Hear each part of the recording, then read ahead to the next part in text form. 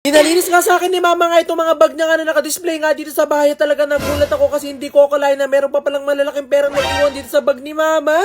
Alas 6 nga to ng gabi nung pumasok na nga ako dito nga sa kwarto nga ni mama kasi nung nakaraan niya pa nga sinasabi sa akin na linisan ko nga yung mga bag niya. Wala nga kasi time nga si mama nga na maglinis ka ng mga bag niya dahil nga sa sobrang busy nga niya sa mga inaasikaso niya. Kaya nga sabi niya ako nga daw yung maglinis. At imbis nga na malungkot dahil inutos nga sa akin ni mama yun, talagang lalo nga ako na-excite kasi talagang kilalang kilala ko nga si mama na kapag nagbabag nga siya, lagi siya nag-iiwan ng iba't ibang klaseng mga salapi dito sa bag. Kaya naman habang wala nga sila mama nga dito sa bahay, agad-agad ko na nga umpisan nga paglilinis nga itong mga bag nga ni mama para pagdating niya nga talagang malinis na. At talagang habang kinukuha ko pa nga lang mga bag na to, talagang sobrang na nga ako natutuwa kasi may mga naririnig na nga ako ng mga kalampagan ng mga barya. At nung nalis ko na nga dito nga sa mga nakadisplay nga itong mga bag nga ni mama, agad-agad ko na nga rin silang kinuha nga lahat para maumpisahan ko na nga rin ang paglilinis. At talagang sigurado nga ako na hindi nga lang salapi nga laman nga itong mga bag ni mama. Talagang sure ako na marami nga rin dito mga resibo at kung ano-ano mga basura. Ayan, so tara na, linisin na natin tong bag ni mama. Titignan natin kung meron tayong makukuha cash dito.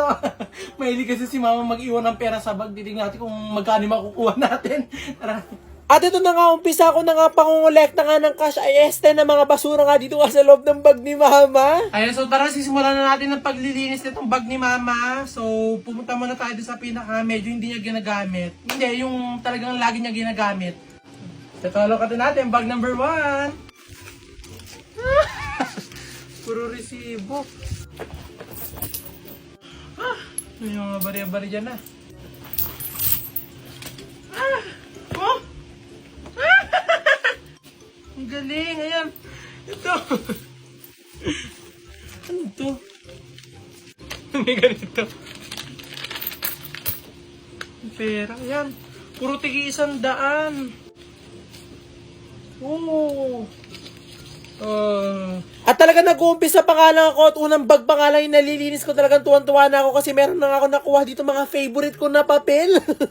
Si mama nga kasi kapag nga nagpapalit nga siya ng mga bag, talagang kinukuha niya nga lang yung mga importante tas iniiwan niya na nga yung mga laman nga nun. Kaya nga nung sinabi nga ni mama na linisan ko nga yung mga bag niya, talagang lumaki nga agad yung mata ko, talagang lalo ko na-excite. At nandito na nga tayo sa pangalawang bag at habang nililinis ko nga siya, talagang nakakita na naman nga ako ng favorite ko nga na papel. May nakasusok na naman nga dito nga sa maliit nga na bulsa nga dito nga sa bag nga ni mama nga na pera at nagkakahalaga nga to ng 400 pesos. At talagang dalawang bag pa nga lang yung nalilinis ko, talagang nakaka-1,000 pataas na nga yung mga nakukuha ko dito sa bag. Kaya habang naglilinis nga ako ng bag nga ni mama, talagang wala man lang ako nararamdaman na kahit anong pagod kasi talaga nakikita ko nga yung mga favorite ko nga dito papel. At nung nakuha ko nga ito ating pangatlong bag nga nalilinisin, talagang nagulat nga ako dito nga sa nakita ko kasi meron nga sumisilip. May sumisilip nga dito mga blue bills, kaya talagang agad-agad ko nga kinuha kasi nakakuha nga ako dito ng dalawang bagong blue bills. At talagang kuminang-kinang nga yung mata ko at hinalungkat ko pa nga itong bag na to, baka nga meron pa dito natitira mga blue bills na nahulog. Kaso kahit anong taktak ko nga, talaga wala na nga ako makita ang blue bills na talaga puro barya na nga lang at 50 pesos. At talagang habang unti-unti ko nga nalilinis nga yung bag ni mama, talagang unti-unti nga rin lumalaki nga yung mga salapi na nakukuha ko. Si mama nga kasi talaga hindi niya nga minsan namamalayan kapag meron nga siya mga naiiwan nga na pera nga dito nga sa bag niya tuwing nagpapalit siya ng bag. Pero talaga nagugulat nga ako kasi talagang ang lalaking pera nga ng mga iniiwan nga dito ni mama. Buti na nga lang hindi nga isa kong kapatid ang inutusan nga na maglinis nga nitong bag nga ni mama at ako kasi baka maunahan pa nga ako dito sa mga nakuha ko. At talagang hindi nga lang salapi yung mga nakikita ko nga dito nga sa bag ni mama, talagang nandito nga rin yung mga gamit at talagang karaniwang ginagamit niya tuwing nasa labas siya. At kapag nga usapang mga bag nga ni mama, talagang hindi nga mawawala nga dyan ang mga tsokolate kasi talagang favorite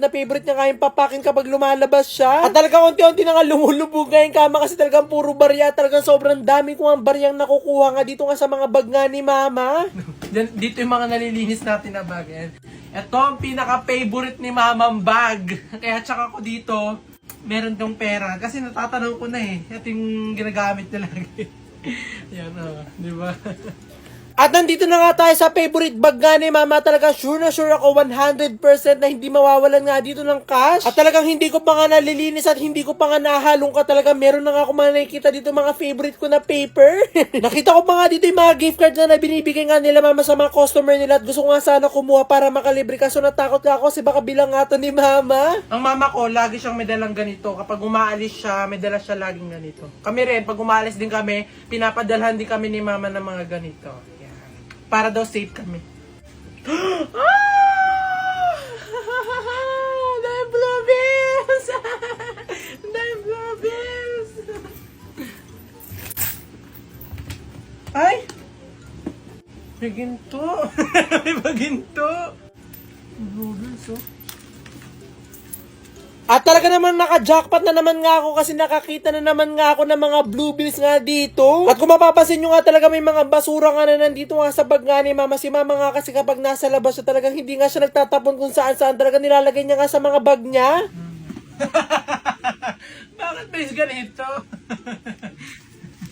At talaga sobrang dami ko na nakukuha nga sa mga bag nga ni mama. Talaga sobrang naglalaki nga yung mga mata ko kasi hindi ko nga akalain na ganito pala karami mga laman nga ng bag ni mama dito na nakadisplay. Hirap na hirap pa kami noong nakarang araw para maghanap nga ng barya. Nandito lang pala lahat sa mga bag ni mama. At ito na nga unti-unti ko na nga nalilinis nga lahat nga ng bag nga ni mama. Talagang kada bag nga na nalilinis ko talagang hindi nga nawawalan nga ng cash. At ito na nga yung last bag nga nalilinisin ko. Talagang nagulat nga ako dito nga sa huling bag ko nga na nilinis kasi talagang meron nga naglabas ang mga blue bills. Sobrang tuwan-tuwa nga ako dito nga sa mga nakuha ko nga ng mga salapi pero mamaya talaga sobrang nga ako mahihirapan kasi talaga sasalansarin ko pa yung mga dapat itapon sa hindi. Ayan, so ito na nga ang mga nakuha natin pera.